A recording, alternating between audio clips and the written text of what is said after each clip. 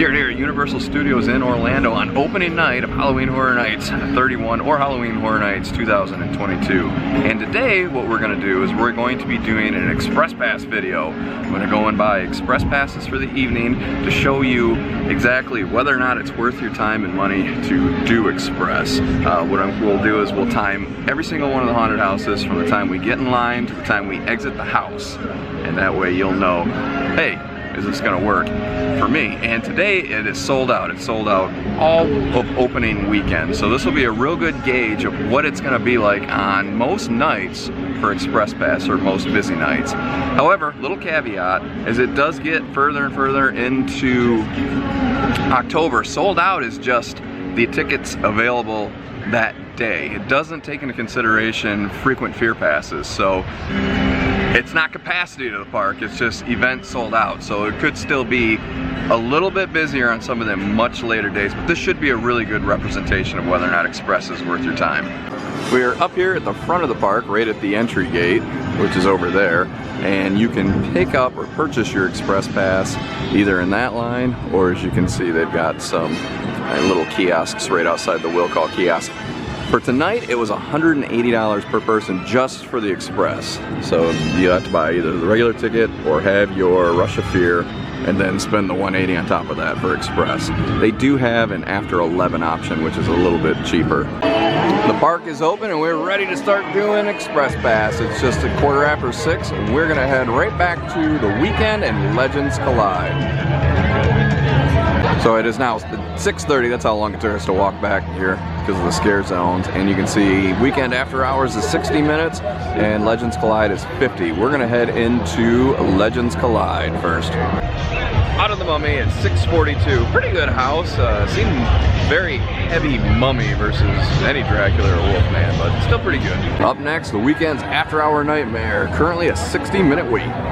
We are now in the After Hours line and it is 6:51 p.m. In some cases, the walk to the house has taken longer than our actual wait in line once we finally reach the line.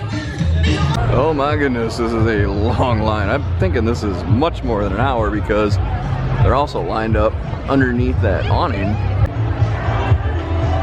Another look at the crowd. Dang, dude. No way that's only an hour. So the way Express works is it doesn't get you right into the house, it merges you with the normal line really close to the house.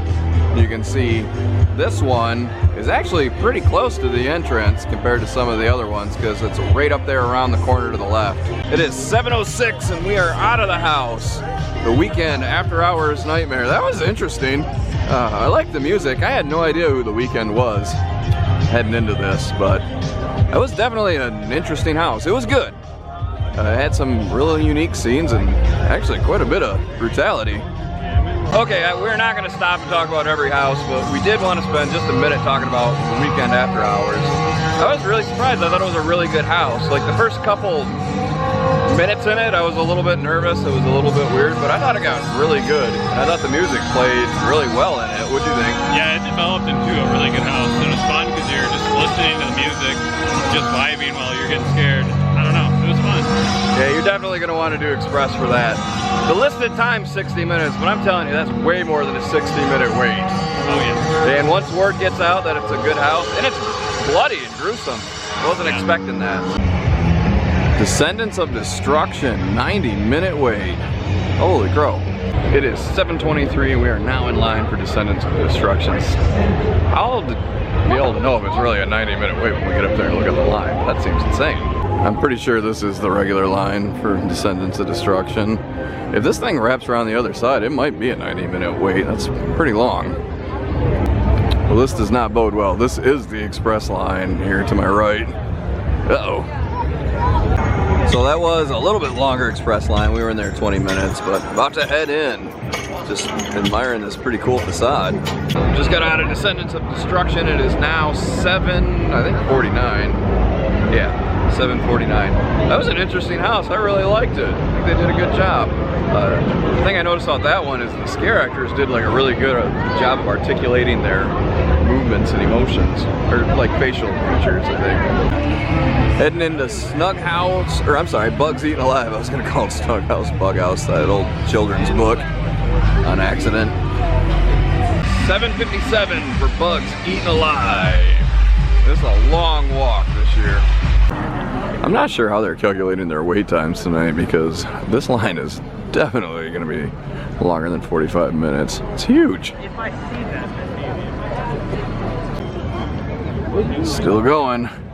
Last year on opening night, this entire road was just flooded with water. Oh, Death Star. And look at all that lightning back there. It might flood again.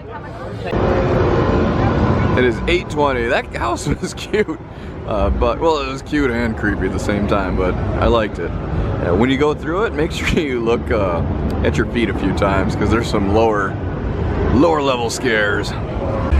Alright, now Bugs Eaten Alive is listed as an 80-minute wait. That seems a lot more reasonable for the size of that line. Or not reasonable, but more accurate for what we saw. It is 9:01 and we're going to head into the Spirits of the Coven. Not too bad of a normal wait, only 40 minutes, but might as well use Express. Yeah, 40 minutes is not too bad a wait. That's probably only about 40 minutes. I had this house incorrectly placed when I was here at the park yesterday. I thought this was Hellblock, and it is not. It's Spirits. Interesting choice to put an original in Music Plaza.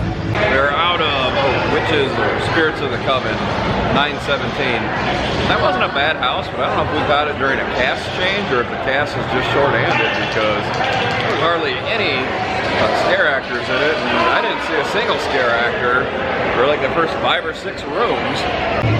Alright, up next is Hellblock, and this is right here by Minions. It's only a 25-minute wait, but we might as well use our Express Pass. This house is interesting because it's in Soundstage 23, but we're walking all the way from the very beginning of the park, and it looks like part of the queue is inside Soundstage 21.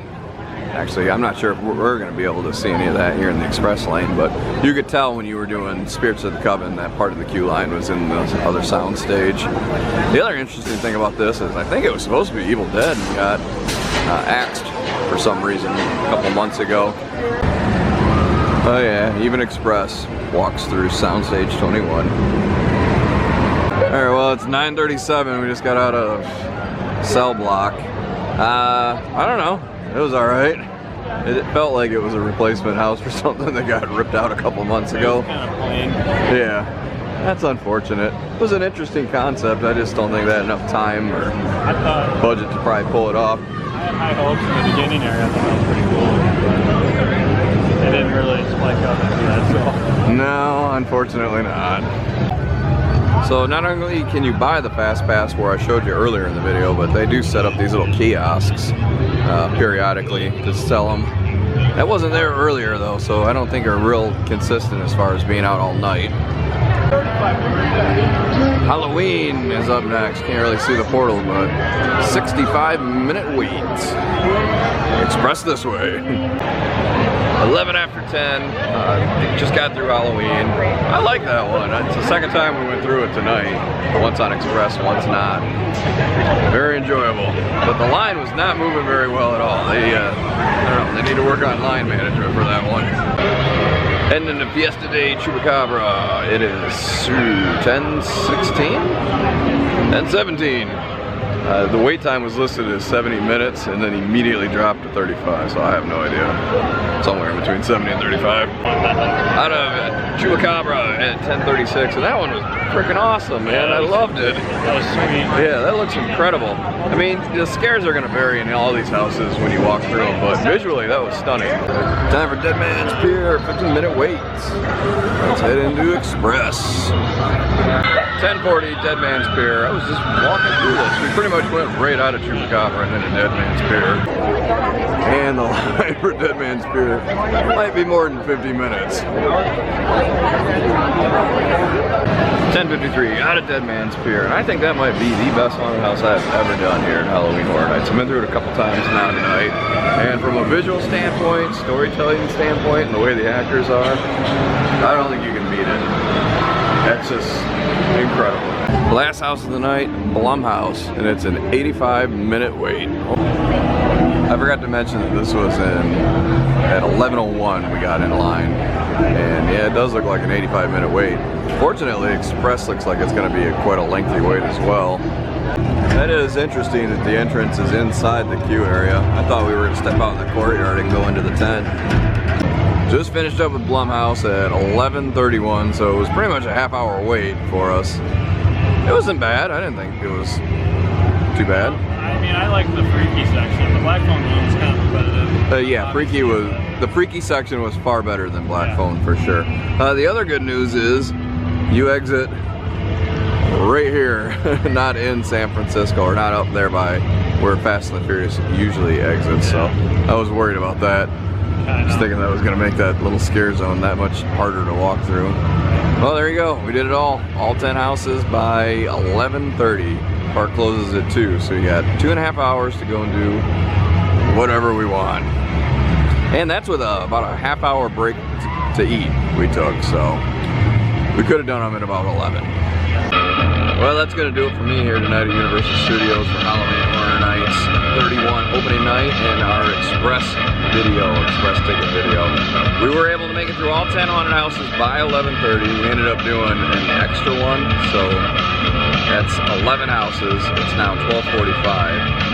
Well, plus the 2 stay and scream houses, we did a total of 13 if you want to take stay and scream into consideration. But is it worth it? I don't know. I mean, it was the only way we were able to get through 10 houses, and there's still an hour and 15 minutes left in the park, so we could maybe hit up a show, but really we didn't do much in the way of like checking out the scare zones or anything. Even with that express pass, we were just going from house to house to house. We took a brief 30-minute break to eat. I'm not sure. $180? Is it worth it to you? If you want to do all 10 houses, I suppose that's the way you're gonna have to do it. We had a friend in there with us, and he only was going to make it through 6 houses total for the night, so there you go.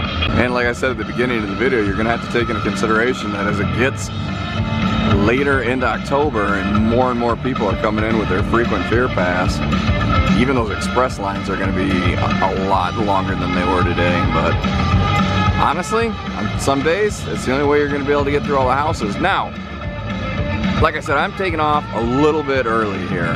Usually the last hour you can quickly knock out 2, 3, 4 houses, sometimes even more on a slow night, but on a busy night even 2, 3 houses. Not tonight though, unfortunately you're not going to be able to because the lines were still pretty long for a lot of the houses. But anyway, hope that helps you make a decision. In the meantime, thanks for watching.